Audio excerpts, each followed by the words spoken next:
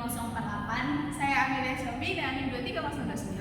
Saya Marsal Putra Sega dengan NIM 23033. Saya Manoran Semalam dengan NIM 23108. Di sini kami dari kelompok 4 akan mempresentasikan hasil diskusi kami tentang struktur portal. Selamat menyaksikan. Oke. A few moments later.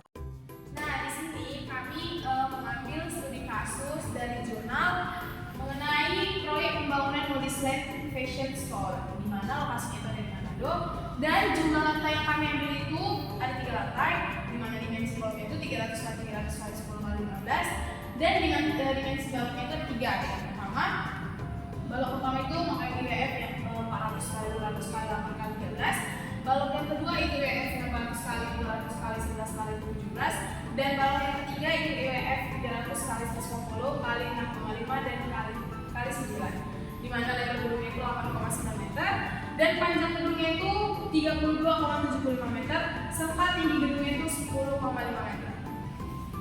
Nah, ini adalah pemodelan struktur yang kami tinjau, dan di mana di sini terdapat ada 7 batang untuk memenuhi tugas yang diberikan oleh ibu dosen. Termasuk salah satu bagian batangnya itu. A few inches later. Nah, selanjutnya kita masuk pada matriks ketatuan lokal, di mana dapat kita lihat pada layar ini adalah format matriksnya. Untuk mencari format ini kita menggunakan rumus yang ada di sini. Nah, selanjutnya kita akan menghitung matriksnya, di mana kita menggunakan rumus yang tadi untuk mendapatkan nilai dari A, LN, per L, dan seterusnya. Nah, setelah kita dapatkan hasil dari sini, maka kita bisa mencari nilai dari A, B, C, D, E, F-nya, lalu kita masukkan nilai A, B, C, D, E, F-nya ke dalam format matriks yang tadi. 2 hours later. Penjelasan tentang kita tadi, setelah kita mendapatkan nilai A, B, C, D, F-nya, kita bisa susun seperti bentuk yang seperti ini. Next. Nah, kita sudah dapat dari nilainya, baru kita susun. Di mana nanti salah satunya itu bisa mendapatkan matriks lokalnya yang seperti ini. Ini adalah contoh penyusunan dari si matriksnya. Nah, karena batang kita ada 7, maka di matriks lokal yang itu ada 7. Next terus. Ini matriks member 3 dan 4, ini matriks member 5 dan 6, matriks member 7. Selanjutnya adalah kita masuk ke bagian matriks kesatuan global, yang dimana jika lo memiliki nilai penomoran matriks yang sama itu ditambah, dan jika tidak ada dibuat nilai 0. Next. Nah, seperti kita lihat pada gambar ini, tumpuan yang kami pakai itu tumpuan jepit, yang dimana itu di sini. Seperti kita ketahui, tumpuan jepit menahan gaya vertikal, horizontal, dan moment, sehingga kita memakai nilai penomoran yaitu 1, 2, 3, 16, 17, 18, 19, 20, 21. Next. Disinilah kita akan menandai penomoran matriks yang terkena tumpuan tadi, sehingga kita menandai secara vertikal dan secara horizontal. Nextnya, tadi yang bagian tidak terkena coretan kita pindahkan ke sebelah sini. Ini lalu kita rapikanlah penomoran matriksnya. Yang bagian sebelah sini itu adalah yang tidak terkena penandaan ataupun yang tidak terkena tumpuan yang tadi. One eternity later. Untuk analisis beban kami menggunakan beban sebesar 20 kN di batang 5. Lalu dengan menggunakan reaksi rotasi dapatlah vertikal ke atas di 8 dan ke atas juga di 11 sebesar 10. Lalu untuk mencari momen pada penomoran 11 dan 12 menggunakan fixed moment atau momen ujung, rumusnya minus PL per 8 didapatlah 11,5 setiap menitnya. Setelah didapat angka-angka tadi, dilakukan mata ulang sesuai dengan hasil rearrangement yang tadi sudah didapatkan. Untuk disbursement-nya itu kita ambil dari tabel rearrangement yang bagian SFF. Sebelum dikalikan dengan beban joinnya, ini pertama-tama diinverskan dulu. Nah, setelah hasil kalinya itu adalah ini. Pada reaction of support, rumusnya itu adalah yang ini adalah SRF dari tabel rearrangement dikalikan dengan hasil displacement yang sudah kita dapat, didapatlah hasil seperti ini. Ini setelah dicek untuk oke-kan, nilai P-nya didapat 0, H-nya 0, nilai M-nya tapi tidak 0, yaitu minus 197, 29, 46. Itu akan dijelaskan di kesimpulan.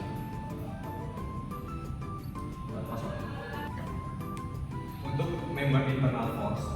Untuk mencarinya, EL dikalikan dengan ini, angka ini itu didapat dari lokal setiap batang dikalikan dengan displacement sesuai dengan angka yang ada pada batang tersebut. Pada batang 1 ada 1, 2, 3, 4, 5, 6. Lalu dikalikanlah.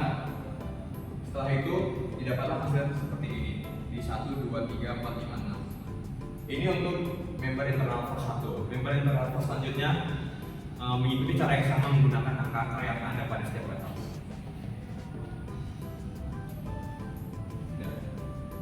A few moments later. Nah, di sini adalah hasil penggambaran dari matriks yang telah kami hitung, di mana di sini ada gaya geser atau shear pada perhitungannya, di mana ada nilai minus 2,16. Ini adalah gaya geser terbesar pada gambarnya. Ini dikarenakan karena kemungkinan karena menahan beban vertikal yang lebih besar dan juga mengalami kontribusi daya lateral. Nah, selanjutnya ini untuk hasil penggambaran dari axial force-nya, di mana untuk yang merah ini adalah menunjukkan tekan dan untuk yang biru menunjukkan tarik. Selanjutnya, nah kemudian ini untuk hasil penggambaran dari momennya, di mana terdapat nilai bentangnya itu 0,06, yang berarti ini terjadi akibat benturan dari beban mati yang cenderung melentur ke bawah.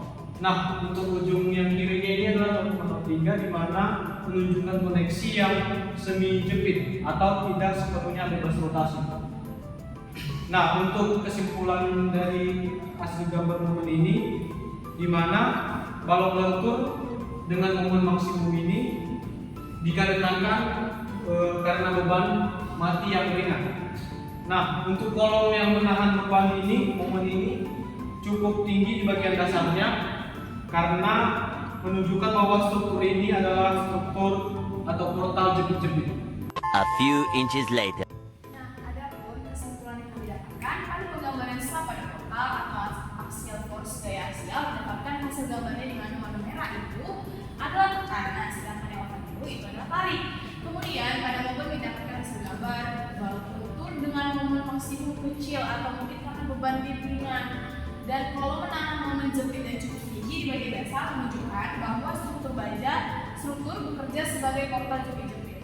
Nah, elemen diagonal atau miring tampaknya menjadi bagian penting dari transfer beban lentur dan mungkin perlu didesain dengan penampang yang lebih kuat dibandingkan asumsi awal. Dan untuk shear force atau gaya geser, yaitu kalau kanan menerima gaya geser yang lebih besar kemungkinan karena menahan beban vertikal dan kontribusi gaya lateral. Elemen miring juga aktif menahan gaya geser berperan sebagai elemen diagonal pelaku atau abrasif, atau kalau miringnya ikut menerima beban lateral. Balok atas menerima gaya geser sangat kecil menunjukkan dominasi momentum atau struktur yang cukup kaku secara horizontal. Oleh dikarenakan itu, makanya kenapa momennya itu tidak nol, karena satu, bangunan tersebut tidak ada di nyata, dan kenapa salah satu batang yang miring itu untuk memenuhi kebutuhan tugas kami. Sekian dari saya, terima kasih. Demikian video dan penjelasan kami. Mohon maaf bila ada salah kata. Semoga bermanfaat. Sekian dan Terima